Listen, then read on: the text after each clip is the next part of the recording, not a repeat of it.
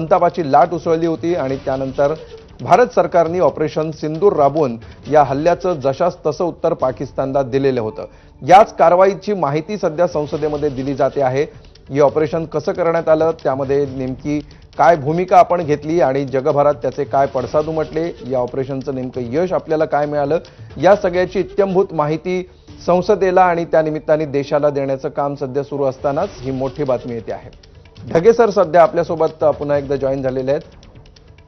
होते हुए जाता है तो उन पे लगातार जो ऑपरेशन किए गए थे और लगातार जो है उन जगहों पर ही सुरक्षा बल जा रहे थे जहां पर ये जानकारी मिल रही थी कि इन ट्रैक से सुलेमान पहले भी जा चुका है। मैं बता दूं कि मेरी दाईं साइड सोनमर्ग का इलाका है जहां पर जो टनल कंपनी थी वहां पे जो हमला हुआ था उसमें सुलेमान शामिल था, जबकि इन्हीं ट्रैक्स के जरिए यानी इन्हीं ऊंची पहाड़ियों के जरिए सुलेमान और उसके साथी पहलगाम तक पहुंचे थे, क्योंकि जो महादेव का ये इलाका है आगे जाके डगवन से मिलता है जो कि एक घाटी है, उसके आगे तारसर मारसर की दो प्रसिद्ध हाई ऑल्टीट्यूड झीलें हैं जहां जिनके जरिए से आगे जाके लिदरवट के रास्ते या आडू के रास्ते पहलगाम जाया जा सकता है। और इसी ट्रैक का इस्तेमाल जो सुलेमान किया था, इस बाबत जानकारी जो सुरक्षा बलों के पास थी उसी को आधार बनाते हुए ये ऑपरेशन लगातार चलाए जा रहे थे, चाहे वो त्राल का इलाका हो जो दक्षिण कश्मीर में पड़ता है, या फिर पहलगाम का इलाका हो, या फिर दक्षिण कश्मीर के अन्य इलाकों में भी ऑपरेशन चलाए जा रहे थे। लेकिन खासतौर पर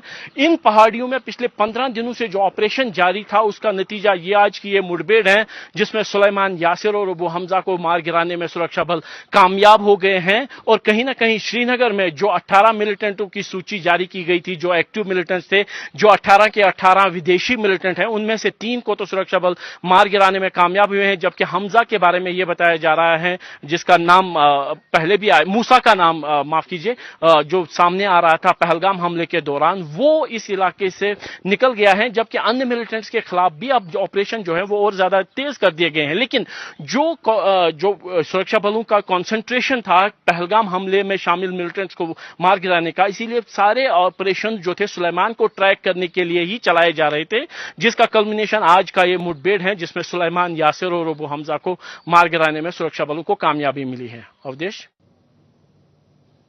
तर सतीश ढगे सर आपल्या सोबत आहेत। ढगे सर, अशा प्रकारे सातत्याने दहशतवाद्यांविरोधात ऑपरेशन सुरूच असतात आणि दहशतवाद्यांना टिपण्याच्या आव्हानाचा सामना सातत्याने सुरक्षा दलांना करावा लागतो।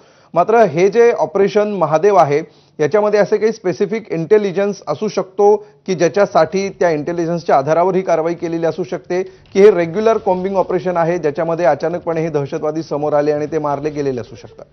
नक्कीच ऑपरेशन महादेव हे विशेष आहे। एक पहिली तर आपल्याला पार्श्वभूमी लक्षात घ्यावी लागेल की 22 एप्रिलला पहलगाम दहशतवादी हल्ला जो झाला होता तो एक प्रकारे भारताच्या दहशतवादाविरुद्धची जी लढाई आहे त्यातला टर्निंग पॉइंट त्या ठिकाणी होता। आणि तेव्हापासून आतापर्यंत जे आहे आपण कोम्बिंग ऑपरेशन करतोय वेगवेगळ्या प्रकारचे, त्यामध्ये सुद्धा जे आहे दहशतवाद्यांना टिपण्यामध्ये आपल्याला यश मिळालं होतं। पण या ऑपरेशन महादेवचं वैशिष्ट्य म्हणजे सर्वात पहिल्यांदा जे इनपुट्स, म्हणजे पहिली गोष्ट तर आपल्याला ही लक्षात घ्यावी लागेल की 2 महिन्यांपेक्षा सुद्धा जर आपल्याला जास्त कालावधी लागला असेल यांना टिपण्यामध्ये, तर त्यामध्ये एक सगळ्यात महत्वाचं कारण होतं की हे ज्या ठिकाणी लपून बसले होते तो भाग अतिशय घनदाट जंगलाचा होता। त्या ठिकाणी जे आहे कुठलाही ऍक्सेस नाहीये, म्हणजे कनेक्टिव्हिटी, रस्ता नाहीये, किंवा इनफॅक्ट त्या ठिकाणी पायी चालण्यासाठी सुद्धा कुठली जी आहे पायवाट त्या ठिकाणी नाही। अशा घनदाट जंगलामध्ये त्या ठिकाणी गेले, एक गोष्ट। दुसरी गोष्ट, त्यांनी ज्या प्रकारच्या कम्युनिकेशन इक्विपमेंटचा वापर केला त्याच्या माध्यमातून आपल्या आर्म्ड फोर्सेसला त्यांना एक प्रकारे जे आहे ट्रॅक करणं हे त्या ठिकाणी अवघड होत होतं आणि काही अंशी तिथल्या काही लोकल दहशतवाद्यांचा किंवा काही लोकांचा सुद्धा सपोर्ट होता। यामुळे जे आहे हे सगळं त्या ठिकाणी लांबत चाललं होतं। पण आपल्या आर्म्ड फोर्सेसनं आपलं कोम्बिंग ऑपरेशन चालू ठेवलं आणि ह्युमन इंटेलिजन्स त्याचबरोबर टेक्निकल इंटेलिजन्स, ह्युमन इंटेलिजन्स कारण त्या भागामध्ये राहणारे मूळतः जे नोमॅडिक ट्राइब्स आहेत, बकरवाल आहेत, त्याचबरोबर गुज्जर, हे मूळतः त्या भागातले राहणारे जे मेंढपाळ लोक आहेत त्यांच्याकडून जे आहेत आपण ह्युमन इंटेलिजन्स इनपुट घेतलं यांच्या मुवमेंटशी संबंधित। त्याचबरोबर दुसरी महत्वाची बाब म्हणजे टेक्निकल इंटेलिजन्स, ड्रोनच्या माध्यमातून आपण सर्व्हिलन्स त्या ठिकाणी करत होतो। त्याचबरोबर यांचं जे कम्युनिकेशन होत होतं ते सुद्धा सिग्नल इंटेलिजन्स आपण ट्रॅप केलं आणि या एकत्रित प्रयत्नामधून लिडवासचा जो GAA म्हणजे आर्म फोर्सेसच्या टर्मिनॉलॉजीमध्ये ज्याला आम्ही जनरल ऍडमिनिस्ट्रेटिव्ह एरिया म्हणतो, त्या लिडवासच्या जनरल ऍडमिनिस्ट्रेटिव्ह एरियामधल्या आपल्या स्पेशल फोर्सेसनं या इनपुटच्या आधारावर त्या ठिकाणी कारवाई केली आणि या स्पेशल फोर्सेसच्या कारवाईमध्ये अत्यंत महत्वाचे असे हे फॉरेन टेररिस्ट, पाक म्हणजे पाकिस्तानचे असणारे हे दहशतवादी जे आहे त्यांना टिपण्यामध्ये आपल्याला यश मिळालं आणि अशाही प्रकारच्या बातम्या येतात. आणखी 100% त्या ठिकाणी कन्फर्मेशन झालं नाही की यांचा संबंध हा सरळ सरळ पहलगाम दहशतवादी हल्ल्याशी संबंधित होता. त्यामुळं या सगळ्या गोष्टी जर एकत्रित आपण पाहिल्या तर हे अत्यंत महत्वाची अशा प्रकारचं हे ऑपरेशन मानलं जाईल. दुसरी महत्वाची बाब, जे काही फोटोज आपल्या समोर त्या ठिकाणी आलेले आहेत, म्हणजे कॅमोफ्लॅज करण्यासाठी जे आहे जंगलामध्ये लपून बसले आणि त्या ठिकाणी जे आहे त्यांच्यासाठी असणारं खानपानाच्या वस्तू त्या ठिकाणी असतील, त्यांची हत्यारं असतील आणि लपून बसण्यासाठी पूर्णतः त्यांनी बंदोबस्त केलेला हा सुद्धा आपल्याला सापडतोय. ग्रेनेड सुद्धा जे आहे मोठ्या प्रमाणावर आपल्याला त्यांच्याकडून सापडलेले आहेत. निश्चितपणे ढगे सर, यामध्ये अजून एक महत्वाचा प्रश्न असा की याच्यामध्ये कशा प्रकारचं कोऑर्डिनेशन महत्वाचं आहे? याच्यामध्ये स्थानिक पोलीस असतील किंवा जे इंटेलिजन्स देणाऱ्या ज्या सगळ्या यंत्रणा आहेत आणि त्याचबरोबर ही सुरक्षा दलं आहेत, यांच्यामध्ये कशा प्रकारचं कोऑर्डिनेशन असू शकतं आणि ज्या कोऑर्डिनेशनमुळेच अशा प्रकारे ऑपरेशन यशस्वी होतात? नक्कीच हे सगळं जे ऑपरेशन होतं ते जॉईंट ऑपरेशन होतं. एका बाजूला जम्मू आणि काश्मीर, जो मूळतः जम्मू आणि काश्मीर मधल्या दहशतवादी कारवायांचं निश्चितपणे ढगे सर, या उत्तरासाठी मी तुमच्याकडे येतो. ग्राउंडवरून एक रिपोर्ट येतोय, तो आधी आपण बघूया.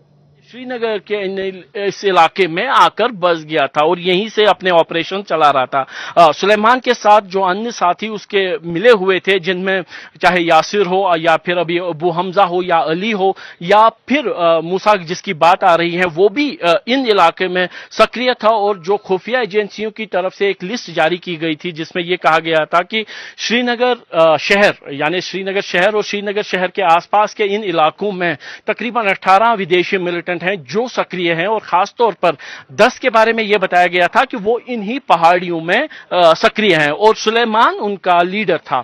और मूसा के श्रीनगर से दक्षिण कश्मीर वापस चले जाने के बाद सुलेमान ही यहां के पूरे ऑपरेशंस देख रहा था। और जिस तरीके से बड़े ऑपरेशन सुलेमान के जो है सुरक्षा बलों की तरफ से डाले गए थे, उनमें सबसे प्रमुख जो हमला था वो टनल कंस्ट्रक्शन कंपनी में सितंबर पिछले साल जो है हमला था, जिसमें 7 मजदूर और एक डॉक्टर की मृत्यु हो गई थी। उसके तो कुछ दिन बाद ही अक्टूबर में गुलमर्ग में सेना के एक वाहन पर हमला किया गया, जिसमें 2 सेना के जवान जो है मारे गए थे, एक पोर्टर भी मारा गया था। उस हमले में भी जो पहली बार है कि गुलमर्ग में एक आरपीजी का इस्तेमाल किया गया था, यानी shoulder fired rocket propelled grenade, RPG से उस गाड़ी पे हमला किया गया था। हालांकि वो जो रॉकेट था वो पेड़ में जाके लगा था, गाड़ी में नहीं लगा था। लेकिन उसके बाद से ही लगातार जो है सुलेमान जो गुलमर्ग से वापस श्रीनगर आया और श्रीनगर से इन्हीं पहाड़ियों के जरिए वो पहलगाम तक पहुंचा। और पहलगाम में बैसरन में जिस तरीके से एक बड़े हमले को अंजाम दिया गया, एक बड़ी वारदात की गई जिसमें 26 लोग, जिसमें 25 पर्यटक और एक स्थानीय युवक था, उनकी हत्या कर दी गई। जिसके बाद भारत की तरफ से पाकिस्तान पर ऑपरेशन सिंदूर पर हमले किए गए। दोनों देश जंग के मुहाने तक आ गए थे, सिर्फ इस वजह से कि सुलेमान पिछले 6 से 8 महीने से लगातार कश्मीर घाटी में बड़े ऑपरेशंस करके सुरक्षा बलों और आम लोगों को निशाना बना रहा था और कहीं ना कहीं यहां पे एक बड़े नेटवर्क को बनाने में कामयाब हो गया था। उन 18 में से 3 को तो सुरक्षा बलों ने अब मार गिराया है। अभी भी 15 विदेशी मिलिटेंट्स के श्रीनगर के आसपास के इलाकों में सक्रिय होने की बात है, जिनमें से 2 के बारे में यह जानकारी है कि वो शायद श्रीनगर से भाग के अब दक्षिण कश्मीर के किसी इलाके में चले गए हैं। लेकिन कम से कम 13 मिलिटेंट ऐसे हैं जो श्रीनगर शहर के आसपास के जंगल के इलाके में फंसे हुए हैं, या फिर कुछ ऐसे भी हैं जो श्रीनगर शहर के इलाके में विभिन्न जगहों पर जिनकी कभी कभी साइटिंग्स हुई है। तर कशा प्रकारे हे ऑपरेशन राबवण्यात आलं याची ग्राउंड झिरोवरून माहिती आपले प्रतिनिधी देत आहेत. अबू हमजा असं 3ऱ्या दहशतवाद्याचं नाव आहे अशी माहिती सध्या सूत्रांकडून समोर येते आहे. हरवान भागातल्या दाजिगम नॅशनल पार्कच्या परिसरामध्ये ही सगळी घटना घडलेली आहे. लिद्वास नावाचा परिसर आहे, यामध्ये अत्यंत दुर्गम अशा परिसरामध्ये ऑपरेशन महादेव राबवण्यात आलं आणि यामध्ये या 3 दहशतवाद्यांचा खात्मा करण्यात आला. मारले गेलेले 3ही दहशतवादी पाकिस्तानी असल्याची देखील माहिती समोर येते आहे.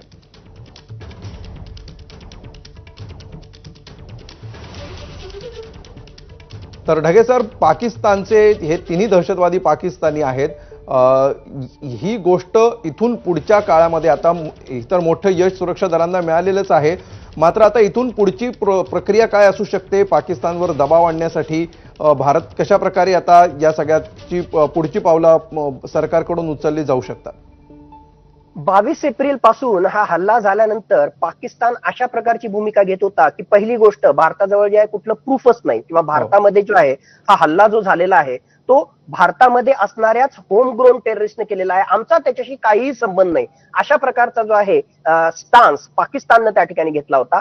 आता या दहशतवाद्यांच्या मारल्या गेल्यामुळे आणि त्यांचं आयडेंटिफिकेशन झाल्यामुळे, त्याचबरोबर त्यांच्याशी संबंधित जे वेगवेगळ्या प्रकारचे प्रूफ आपल्याला मिळालेले आहेत, त्याच्या अनुषंगानं पाकिस्तानच्या सुद्धा एक प्रकारे जे थोबाडीत त्या ठिकाणी मारल्यासारखं झालेलं आहे. आणि त्याहून महत्वाचं, संपूर्ण जगासमोर जे आहे आता स्पष्टपणे आलेलं आहे की हा दहशतवादी हल्ला हा पाक पुरस्कृत पाकिस्तानी दहशतवाद्यांनीच केला होता आणि आता त्यांचा खात्मा झालेला आहे. त्याच्याशी संबंधित आपल्याला प्रूफ त्या ठिकाणी मिळालेले आहेत. नक्कीच भारताचा जो दहशतवादी लढा आहे आणि त्यातल्या त्यात या पहलगाम दहशतवादी हल्ल्याशी संबंधित जे पनिशमेंट आपण एक प्रकारे जे आहे ऑपरेशन सिंदूरच्या माध्यमातून पाकिस्तानमध्ये घुसून त्या ठिकाणी केलेलं आहे, त्याच्या सोबतीलाच या दहशतवाद्यांचं मारलं जाणं हे अत्यंत आता महत्वाचं मानलं जाईल आणि आंतरराष्ट्रीय स्तरावर सुद्धा या प्रकारचं प्रूफ आता आपल्याला जे आहे अधिकृतरित्या ठेवता येईल.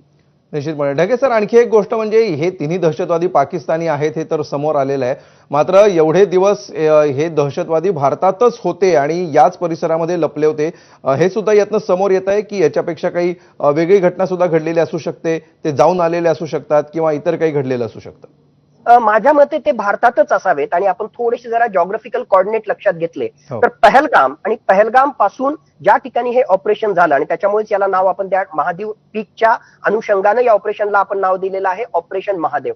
हा जो आहे संपूर्णतः कंटिन्युटी मध्ये असणारा अत्यंत घनदाट जंगलाचा परिसर आहे.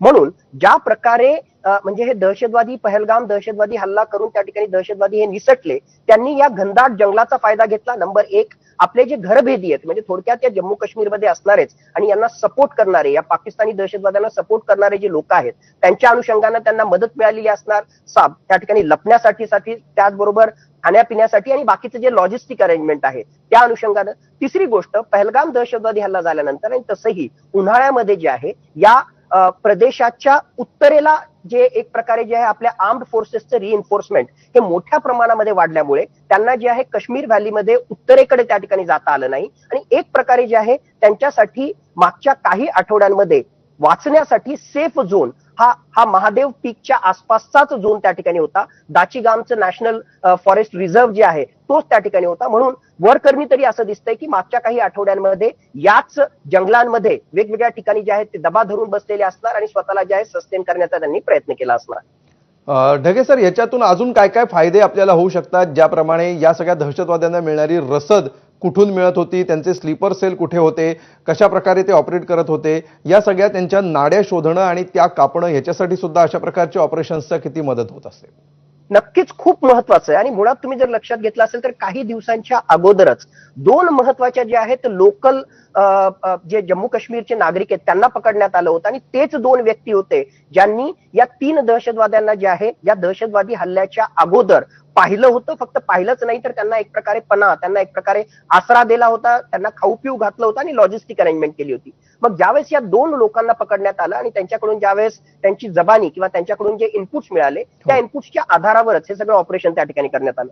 दुसरी गोष्ट, आता यांच्याकडे जे साहित्य मिळालेलं असणार, या 3 दहशतवाद्यांचा खात्मा केल्यानंतर जे साहित्य त्या ठिकाणी मिळालेलं आहे त्याच्यानुसार सुद्धा आपल्याला लॉजिस्टिक मॅनेजमेंट त्याचप्रमाणे सपोर्टच्या पॉईंट ऑफ व्ह्यूने वेगवेगळे जे आहेत आपल्याला त्या ठिकाणी सगळी माहिती या ठिकाणी मिळू शकते आपल्याला. खरंय, त्यांच्याकडे जे तुम्ही आता जो उल्लेख केला की त्यांच्याकडे जे काही साहित्य मिळेल त्याच्यातून बरेचसे पुरावे आणि धागेदोरे मिळू शकतात आणि ह्याचा इतर सगळ्या दहशतवाद्यांशी त्यांच्यापर्यंत पोहोचण्यासाठी किंवा या सगळ्यामध्ये सहभागी असणाऱ्यांपर्यंत पोहोचण्यासाठी कशा प्रकारे उपयोग केला जाऊ शकतो?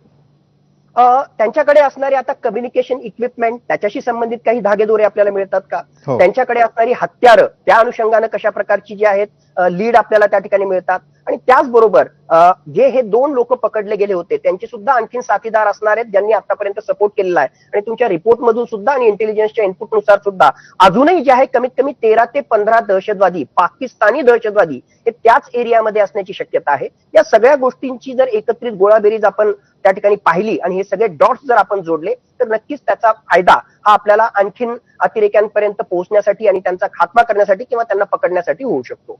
खरंय. ढगे सर, या सगळ्या हल्ल्याचा जो मास्टर माइंड आहे त्याच्यापर्यंत पोहोचण्यासाठी किंवा तो नेमका कुठला होता त्याला अगदी त्याच्यापर्यंत पिन पॉइंटेड पोहोचण्यासाठी, त्याच्यावर झिरो इन करण्यासाठी या ऑपरेशनचा कसा उपयोग होऊ शकतो आणि हे दहशतवादी, त्यांचे मृतदेह आता आपल्याकडे आहेत, त्यांच्याकडे जे काही पुरावे सापडतील ते पुरावे सुद्धा आहेत.